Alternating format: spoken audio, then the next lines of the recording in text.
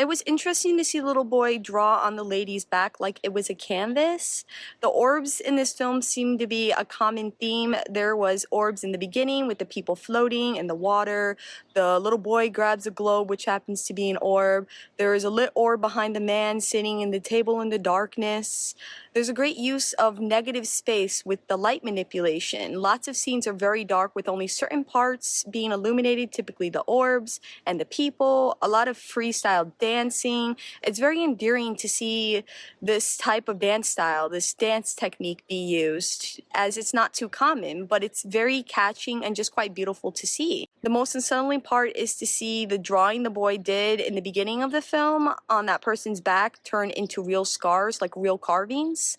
This may be a story about childhood, reminiscing one's life in the past, and losing out on that sort of purity and bliss and being swept in the darkness of the present. I think these people try to claim back their innocence and happiness with the help of the orbs, which happen to be at the ocean, which we all know water is a sort of heavenly, peaceful element. It's blue, it's good. Hearing the waves is harmonic and lively. There is a very captivating cold opening in the short. It definitely draws you in as an audience in wondering what the storyline could be about, especially with the subsequent title. I think that was very captivating. I liked how there wasn't much dialogue. I think that definitely adds to the mystery of the plot. And I also like that because we weren't spoon-fed as an audience, it sort of opens up the opportunity for you to kind of come to your own conclusions, which is what experimentals are really about. I like how there is a lot of playing with imagery and symbolism that come through in the direction by the director, as well as through the cinematography. For example, with the scene on the beach with the child looking through that spherical globe, the clear globe. I think that was very interesting. There's a lot of that plays out through the short. This ball carries a lot of weight, a lot of emotions, a lot of experiences. And we see that it's something that everybody carries, as we see in the end. This ball is in this ocean, this sense of new coming, this rebirth, setting the cycle once again.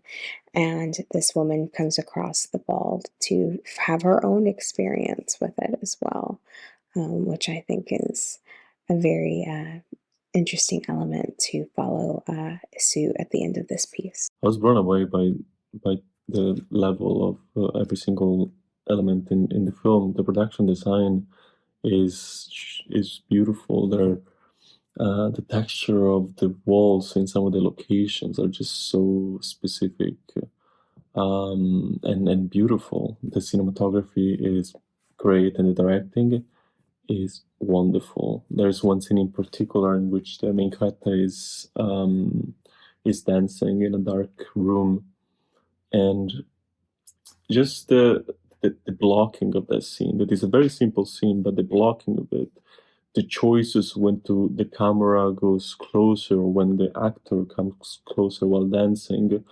the decision of when to have it in focus, when to have it out of focus.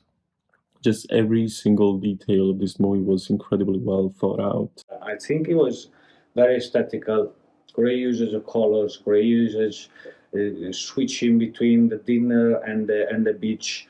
It was that kind of art house film, basically. That it keeps you there and it keeps you wondering.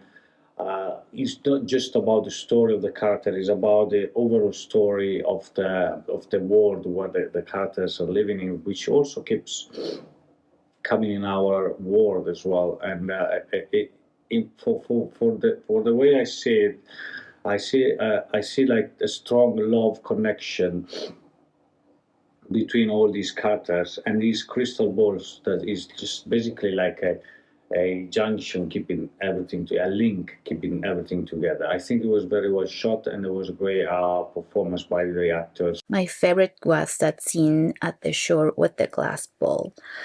This is a very talented dancer. The film is quite cryptic with great music and cinematography. I like the title as well.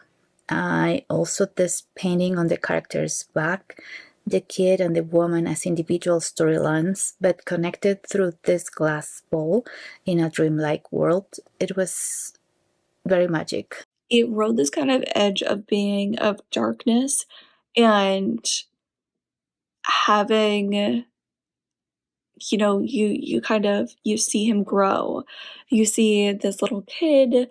I loved how they filmed and shot the drawing that ends up on his back, and then using that to kind of show how he's grown. I thought that was really, really beautiful, and I thought that was a really, really great idea. And then to just have this kind of inhibited, I guess,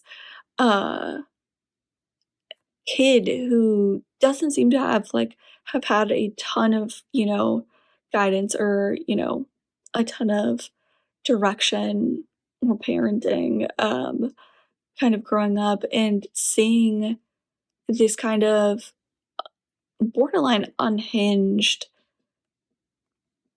adult that is still so much that little kid. I thought it was really, really, really well done. I thought it was really intriguing. I thought it was really, like I said, it rode this kind of line of darkness really, really well.